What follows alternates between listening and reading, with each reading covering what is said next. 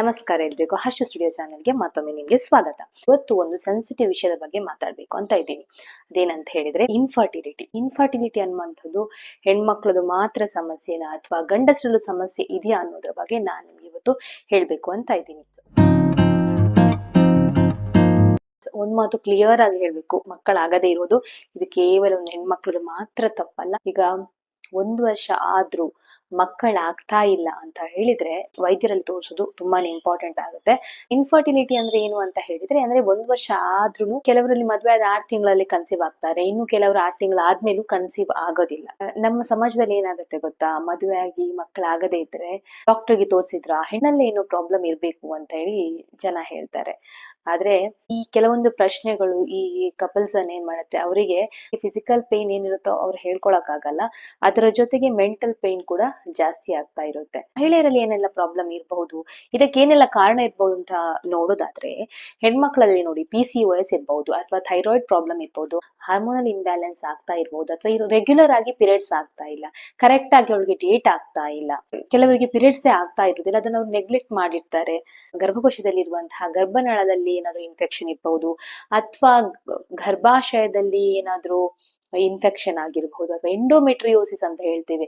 Endometriosis ಅಂತ ಹೇಳಿದ್ರೆ ಗರ್ಭಕೋಶದ lining ಏನಾಗುತ್ತೆ ಹೊರಗಡೆ ಬೆಳೆಯುತ್ತೆ. ಆ ಲೈನಿಂಗ್ ಹೊರಗಡೆ ಬೆಳೆದಾಗ ಅಲ್ಲಿ ಕೂಡ ಸಮಸ್ಯೆ ಆಗಬಹುದು. ಇನ್ನ ಕೆಲವೊಂದು ಸಮಸ್ಯೆಗಳು ಪೆಲ್ವಿಕ್ ಇನ್ಫ್ಲಮೇಟರಿ ಡಿಸೀಸ್ ಅಂತ ಹೇಳ್ತೇವೆ. ಈ ಗರ್ಭನಾಳದಲ್ಲಿ ಏನಾದ್ರು ಬ್ಲಾಕ್ಸ್ ಇರಬಹುದು, ಗರ್ಭಕೋಶದಲ್ಲಿರುವಂತಹ ಗೆಡ್ಡೆಗಳು, ಇದೆಲ್ಲ ಸಮಸ್ಯೆಗಳಿಂದ ಕೂಡ ಈ ಫರ್ಟಿಲಿಟಿಗೆ ಪ್ರಾಬ್ಲಮ್ ಆಗಬಹುದು. ಇಷ್ಟೇ ಅಲ್ಲದೆ ಗಂಡಸರಲ್ಲಿ ಕೂಡ ಅವರ ವೀರ್ಯಾಣುಗಳ ಸಂಖ್ಯೆಯಲ್ಲಿ ಕಡಿಮೆ ಇರಬಹುದು, ಆ ವೀರ್ಯಾಣುಗಳ ಕ್ವಾಲಿಟಿ ಕಡಿಮೆ ಇದ್ದಿರಬಹುದು. ಮೊಟಿಲಿಟಿ ಅಂತ ಹೇಳ್ತೇವೆ, ಸ್ಪರ್ಮ್ ಮೊಟಿಲಿಟಿ ಅಂತ ಹೇಳಿ, ಅಂದ್ರೆ ಅದರ ಚಲನೆಯಲ್ಲಿ ಏನಾದ್ರೂ ಸಮಸ್ಯೆ ಇದೆಯಾ, ವೈದ್ಯಕೀಯ ಪರೀಕ್ಷೆ ಮಾಡಿದಾಗ ಯಾರಲ್ಲಿ ಸಮಸ್ಯೆ ಅಂತ ಕರೆಕ್ಟ್ ಆಗಿ ಗೊತ್ತಾಗುತ್ತೆ. ಕ್ಯಾನ್ಸರ್ಗೆ ಸಂಬಂಧಪಟ್ಟಂತಹ ಕೀಮೋಥೆರಪಿಯನ್ನು ತಗೊಳ್ತಾ ಇದ್ದಾರಾ, ಅಥವಾ ಏನಾದ್ರೂ ಮಾದಕ ದ್ರವ್ಯಗಳ ಸೇವನೆ, ಸ್ಮೋಕಿಂಗ್, ಆಲ್ಕೋಹಾಲ್, ಇದೆಲ್ಲ ಪರಿಣಾಮ ಬೀರುತ್ತೆ. ಆಮೇಲೆ ಇತ್ತೀಚೆಗಿನ ಲೈಫ್ ಸ್ಟೈಲ್ ಗೊತ್ತಲ್ವಾ, ತುಂಬಾನೇ ಸ್ಟ್ರೆಸ್ ಇರುತ್ತೆ.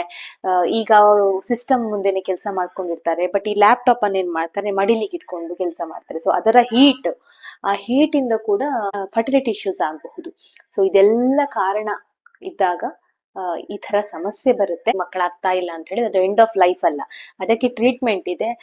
ಅದಕ್ಕೆ ಸರಿಯಾದ ವೈದ್ಯಕೀಯ ಪರೀಕ್ಷೆ ಮಾಡಿಸ್ಕೊಳ್ಬೇಕಾಗತ್ತೆ, ಟ್ರೀಟ್ಮೆಂಟ್ ತಗೊಳ್ಬೇಕಾಗತ್ತೆ. ಹೆಣ್ಣಲ್ಲಿ ಸಮಸ್ಯೆ ಇರಬಹುದು ಅಂತ ಹೆಣ್ಣನ್ನು ದೂರುದು, ಅಥವಾ ಅವರಿಗೆ ಏನೋ ಪ್ರಾಬ್ಲಮ್ ಇದೆ ಅಂತ ಹೇಳಿ ಆ ಗಂಡಸನ್ನು ಕೀಳಾಗಿ ಕಾಣೋದು, ಈ ತರದೆಲ್ಲ ಮಾಡಕ್ ಹೋಗ್ಬಾರ್ದು. ಯಾಕಂತ ಹೇಳಿದ್ರೆ ಇದು ಅವರ ತಪ್ಪಲ್ಲ, ಅವರ ಅಪರಾಧ ಅಲ್ಲ, ಅವರ ಬಾಡಿ ಅವರಿಗೆ ಸಪೋರ್ಟ್ ಮಾಡ್ತಾ ಇಲ್ಲ ಅಂತ ಅಷ್ಟೇ ಹೇಳ್ಬಹುದು. ಏನೇ ಆಗ್ಲಿ ಪರೀಕ್ಷೆ ಮಾಡ್ಕೊಳ್ಳೋದು ಉತ್ತಮ, ಅದಕ್ಕೆ ತಕ್ಕನಾದಂತಹ ಟ್ರೀಟ್ಮೆಂಟ್ ತಗೊಳ್ಳೋದು ಕೂಡ ಅಷ್ಟೇ ಇಂಪಾರ್ಟೆಂಟ್. ಹಾಗಾಗಿ ಒಂದು ಮಾತನ್ನು ತಿಳ್ಕೊಳ್ಳಿ, ನಿಮ್ಮ ಜೀವನಕ್ಕೆ ಅರ್ಥ ಕೊಡೋದು ಒಂದು ಮಗು ಅಂತಲ್ಲ. ಸೊ ಆ ಭಾವನೆನ ತೆಗೆದು ಬಿಡಿ, ನಿಮ್ಮ ಜೀವನಕ್ಕೆ ಅರ್ಥ ಕೊಡೋದು ನೀವ್ ಅಷ್ಟೇ. ಯಾರು ನಮ್ಮ ಜೀವನಕ್ಕೆ ಯಾರು ಅರ್ಥ ಕೊಡೋದಿಲ್ಲ, ನಮ್ಮ ಜೀವನಕ್ಕೆ ಅರ್ಥ ಕೊಡೋದು ನಾವು ಮಾತ್ರ. ಹಾಗಾಗಿ ಯಾರನ್ನು ದೂರಕ್ಕೆ ಹೋಗ್ಬೇಡಿ, ಹೇಳ್ಬೇಕಿತ್ತು ಹೇಳ್ದೆ. ಸೊ ನಿಮ್ಗೆ ಏನಾದ್ರು ಈ ವಿಡಿಯೋ ಹೆಲ್ಪ್ ಆದ್ರೆ ದಯವಿಟ್ಟು ಲೈಕ್ ಮಾಡಿ, ಅದೇ ರೀತಿ ಶೇರ್ ಮಾಡಿ, ಹೆಲ್ಪ್ ಆಗ್ಬೋದು ತುಂಬಾ ಜನರಿಗೆ. ಸಬ್ಸ್ಕ್ರೈಬ್ ಮಾಡೋದಕ್ಕೆ ಮಾತ್ರ ಮರಿಬೇಡಿ. ಎಲ್ರಿಗೂ ಧನ್ಯವಾದಗಳು.